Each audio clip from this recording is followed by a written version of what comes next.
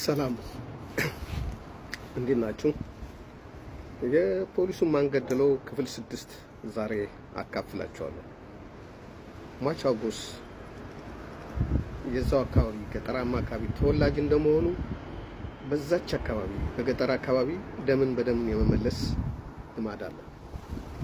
የሆነ ሰው የሆነ ጎሳ ከሆነ ጎሳ ላይ ሰው ከገደለ የዛ ጎሳ ሰዎች የዛን ሰው የሆነ ዘር የቅርብ ሰው የሚገሉበት ልምድ አለ።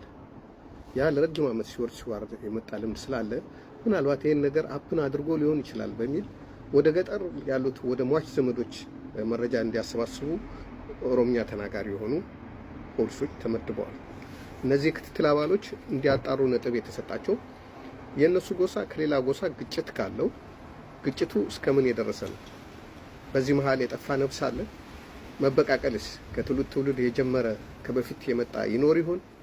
በዚህ ጉዳይ ላይ ማጣራት አድርጉ ተብሎ ፖሊሶች በዚህ እንዲሄዱበት ተደርጓል። እንደ መፍትሄ ደግሞ የሟች የወላጅ አባትና አጎቶቹ በመጥራት እኔ እንዳናግራቸው ያለውን ባክግራውንድ ምንም ሀዘን ላይ ቢሆኑም ወይም ደግሞ እዛ ድረስ በመሄድ ሌት ባለ ቦታ ላይ እኔ አናግሬ ጥርጣሬ ካላቸው ምን ጥርጣሬ እንዳላቸው ልጃቸውን ይገላል ብሎ ከዚህ በፊት የዛተ ወይም በሆነ ግጭት የተጋጨው ሰው ካለ ይሄም ለመነሻ ሊሆን ስለሚችል እሳቸው ማናገር እንዳለብን ቤተሰቦቹን ማናገር እንዳለብንም መደምደሚያ ላይ ተደርሷል። ጎን ለጎን አብሮት የነበረው ፖሊስ ዘሪሁን የሚባለው ወታደር ማለት ነው ከሟች ጋር ምን አይነት ግጭት ሊኖራቸው ይችላል? በጋራ ወይ በሴት ጓደኛ ወይ ደግሞ በሆነ ጥቅም ሊገናኙ ይችላል። ከዚህ በፊት የነበራቸው ግንኙነት አብረው ሲመደቡ ተስማምቶ ነው የሚሰሩት? በመካከላቸው የሚፈጠር ግጭት አለ? አንዱ አንዱን ሊበቀል የሚችልበት የመሃላቸው ምን ተፈጥሮ ይሆናል? እሱም የሚሄዱበት አካሎች እንዲሄዱበት ተደርጓል።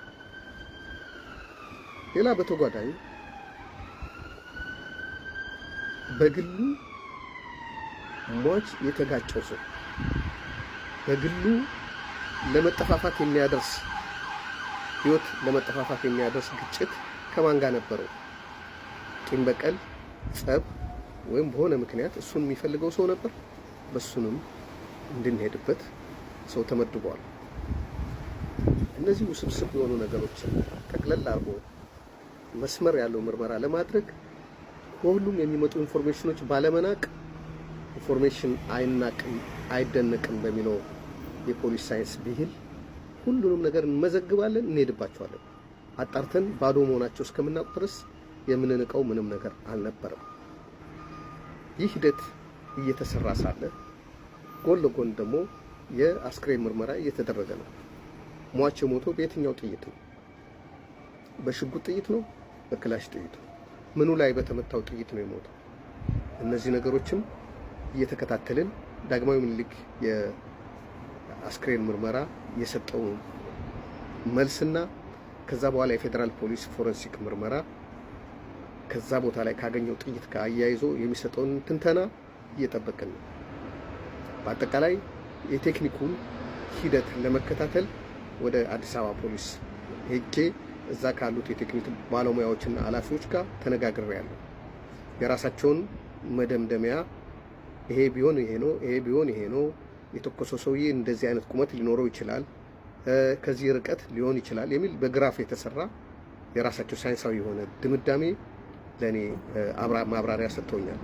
ያን ማብራሪያ በመውሰድ የነሱን ማብራሪያ ከታክቲክ ምርመራው ጋር ለማዋሃድ ስራውን በከፍተኛ ሁኔታ እከታተለዋለሁ። ከኔ ያለፈ ደግሞ አለቃችን የነበረው ንጉስ የደደፎ እሱ ደግሞ አመራር ይሰጣል፣ ይከታተለናል።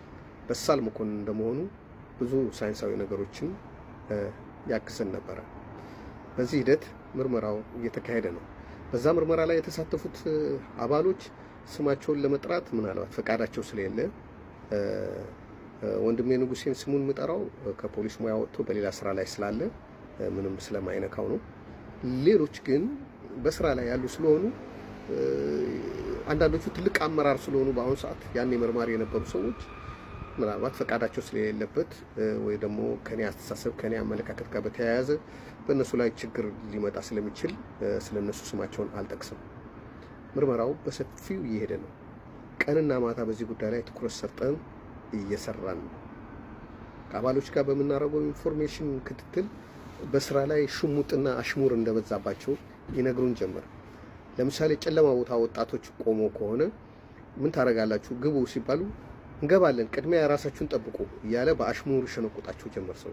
ምክንያቱም ፖሊስ ህዝቡን ሊጠብቅ የሚችለው ራሱን ከጠበቀ በኋላ ነው ተብሎ ስለሚታመን፣ የአካባቢ ሰው ደግሞ ትንሽ ወጣ ያለ ባህሪም ስላለው ፖሊሶችን ሲያይ እነዚህ አሁን ራሳቸውን እንኳን ማይጠብቁ እኛን ይጠብቃሉ እያለ ማመናጨቅና ማንጓጠጥ ጀምሯል። እዚህ ፖሊሶች ራሳቸውን ስራቸውን ሲሰሩ መሸማቀቅ ጀምሯል። ራሳችሁን ጠብቁ የሚል ድምጽ በየጊዜው ይሰማቸዋል። ይህ ማለት እኛን መጠበቅ አትችሉም፣ መጀመሪያ ራሳችሁን ጠብቁ እየተባሉ ነው ማለት ነው። ስለዚህ ለሁሉም መንገድ መጥፊያ የሆነ ወንጀል ነው የተፈጸመው።